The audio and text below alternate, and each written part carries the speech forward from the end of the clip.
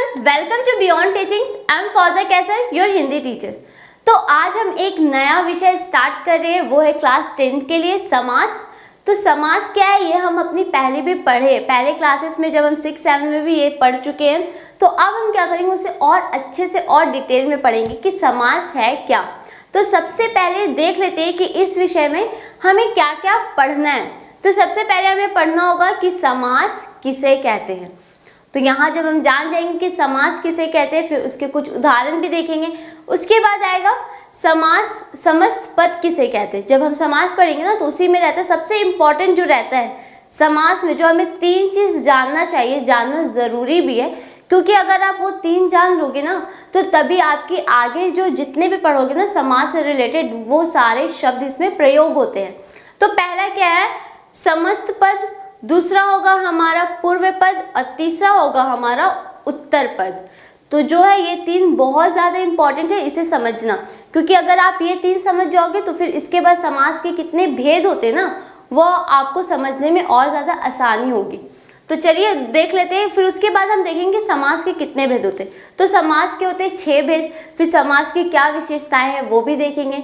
समास और विग्रह क्या है ये भी हम देखेंगे। तो चलिए आज का जो हमारा विषय होने वाला है, सबसे पहले हम क्या देखेंगे कि समास किसे कहते हैं।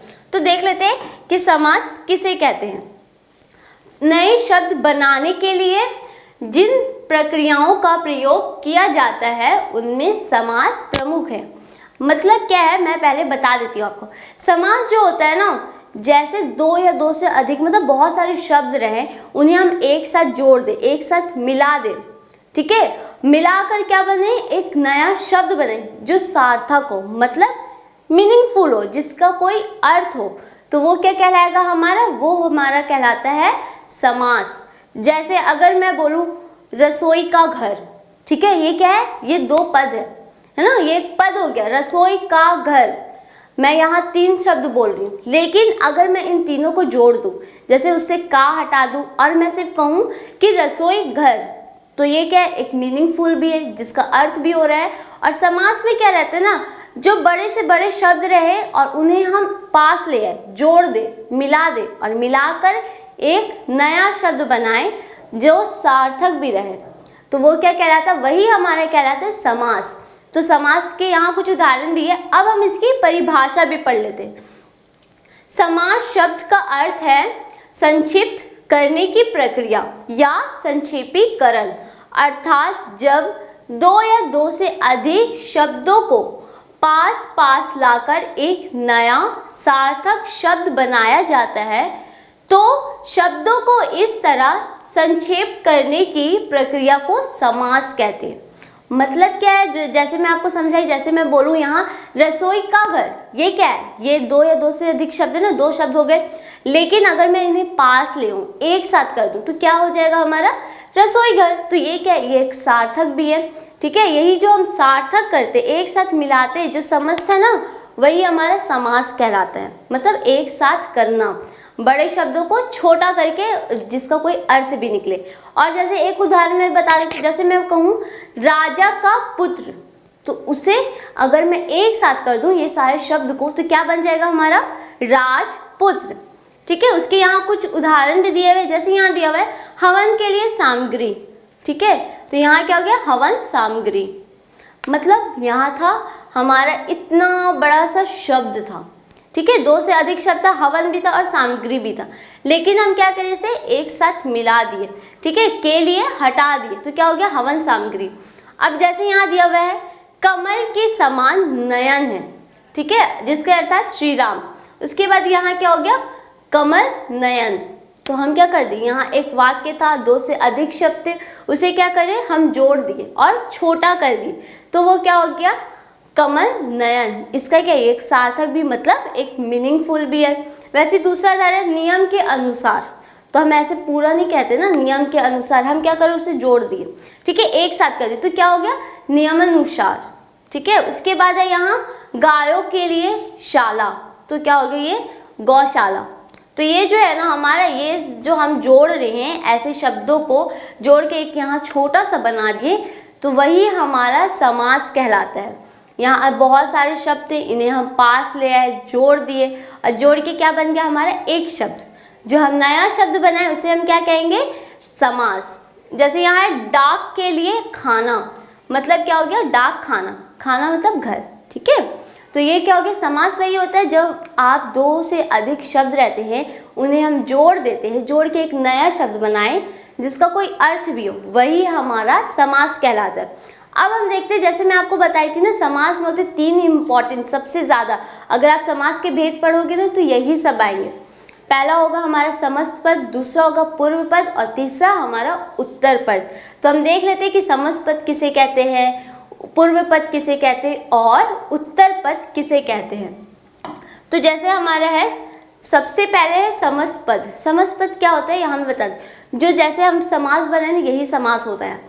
जैसे बहुत सारा शब्द था, जैसे राजा का पुत्र, ठीक है, ये था राजा का पुत्र, उसको हम क्या करें, राजपुत्र बना दिए, मतलब छोटा कर दिए। तो वही जो है राजपुत्र जो बना, एक नया शब्द बना जिसका कोई अर्थ हुआ, वही हमारा क्या कहलाएगा, समस्त पद, ठीक है।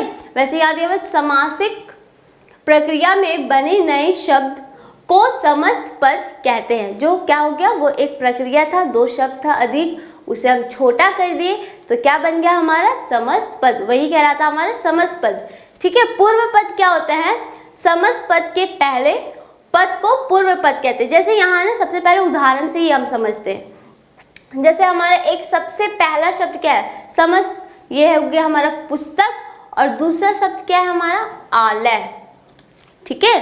तो जो ये हमारा पहला शब्द होता है, जो पुस्तक है हमारा, ये क्या है हमारा पहला। पूर्व मतलब क्या होता है, पहला होता है, मतलब पहले जो रहे। तो ये क्या हो जाएगा हमारा, ये हो जाएगा हमारा पूर्व पद, ठीक है।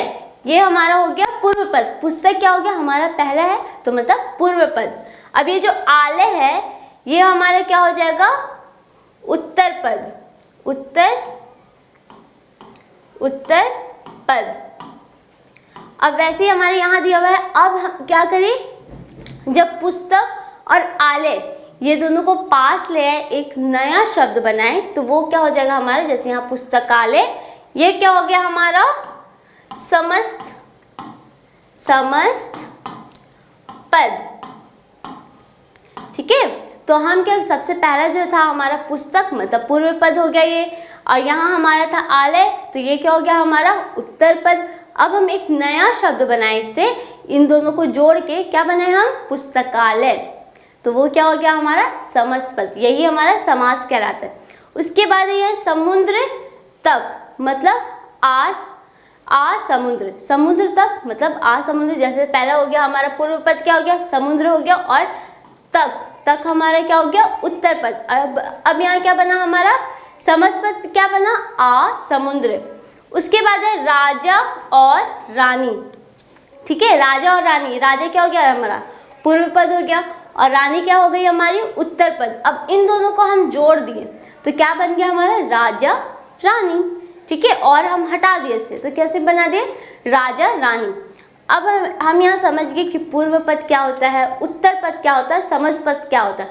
अब हम जितनी भी पढ़ेंगे ना उसके समास के भेद, तो वो इसी से आएंगे, ठीक है। पूर्व पद कौन सा है उसका, किसी में उसका पूर्व पद प्रधान होगा, किसी में उसके उत्तर पद प्रधान होंगे, और किसी में क्या होगा, और किसी में रहेगा किसी इसका समस्त पद प्रधान होगा।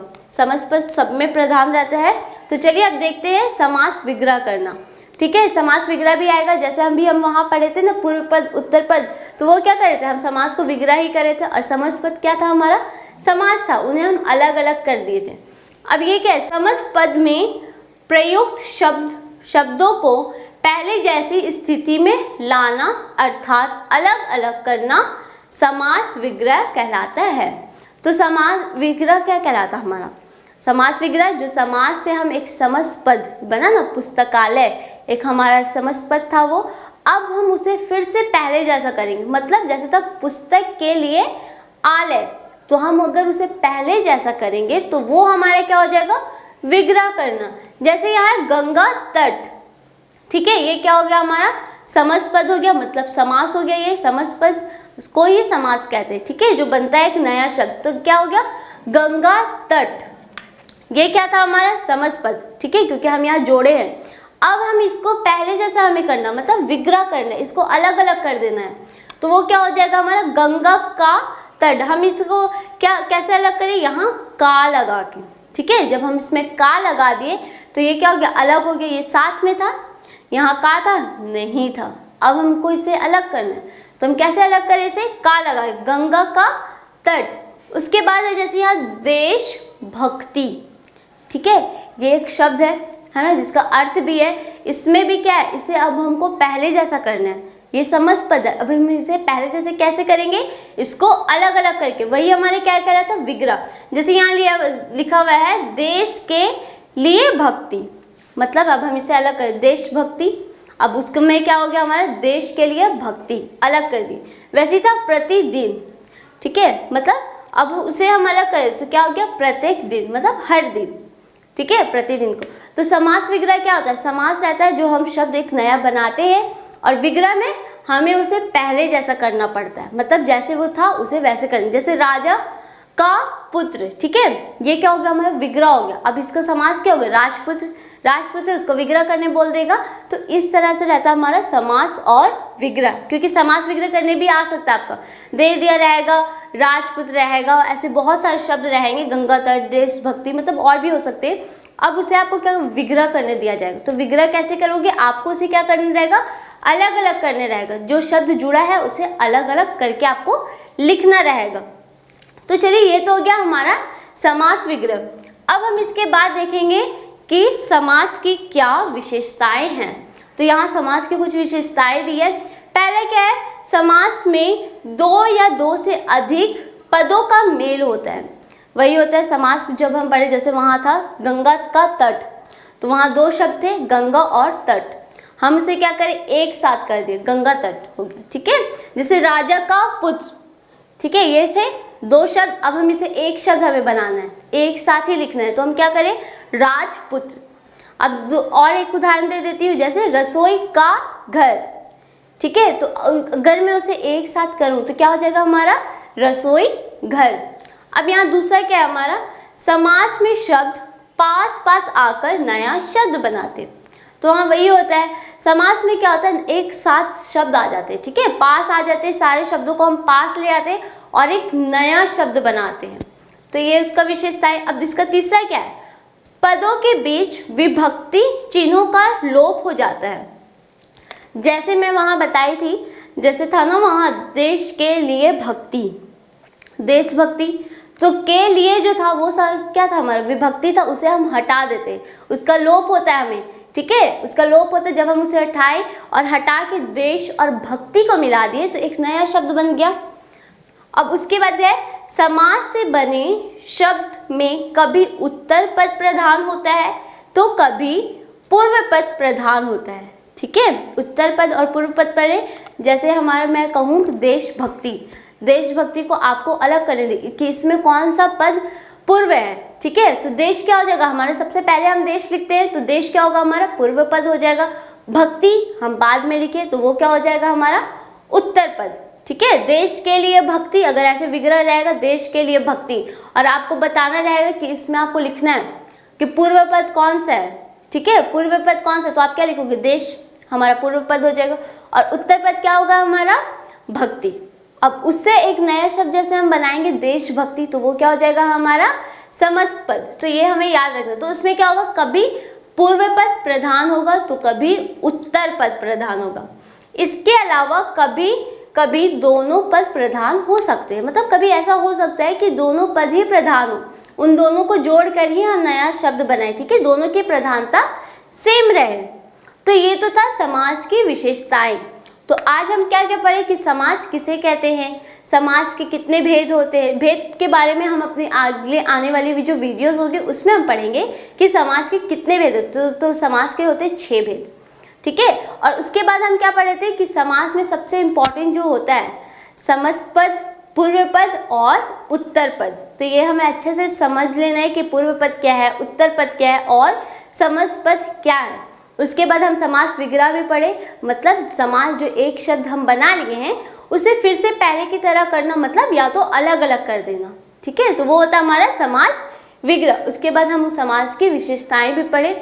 अब हम अपनी अगली आने वाली वीडियोस में पढ़ेंगे कि समास के कितने भेद होते हैं, उन सारे भेदों के बारे में भी पढ़ेंगे।